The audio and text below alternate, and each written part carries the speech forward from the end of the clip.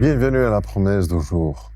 Aujourd'hui, je vais te raconter une histoire simple, petite. Ma fille a eu une chienne qu'elle a eu des petits chiots.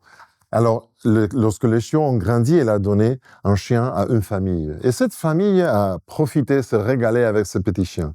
Et ma fille a appris un jour qu'un autre chien est venu pour attaquer la famille. Et ce chien, qui était le fils de la chienne de ma fille, s'est lancé pour défendre la famille et surtout les petits-enfants, les enfants qui étaient là.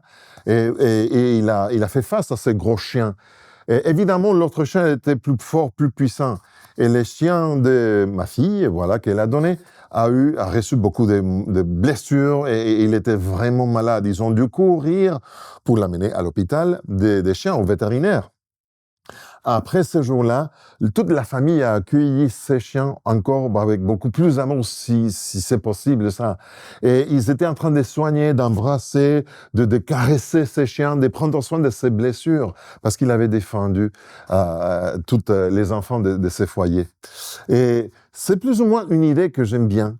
Parce qu'il y a une promesse que la Bible nous donne, que Dieu nous fait à travers je vais te dire, la référence, c'est le psaume 147, verset 3. Je vais lire dans la version Parole de vie. Dieu guérit ceux qui ont le cœur brisé et il soigne leurs blessures. Et j'aime bien ici cette promesse parce que Dieu s'engage à guérir pas seulement tes blessures physiques, mais aussi les blessures que parfois on ne voit pas.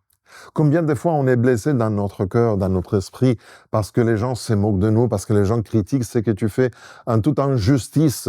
Et on essaie de défendre la cause de Dieu, on essaie de défendre les autres, et on est blessé. Les blessures physiques, on peut les guérir, mais les blessures de l'âme, c'est beaucoup plus compliqué. Et Dieu s'engage à prendre soin de toi, à t'embrasser, à te guérir, mais encore au-delà de tout ça, à guérir les blessures de ton cœur, ce qu'on ne voit pas.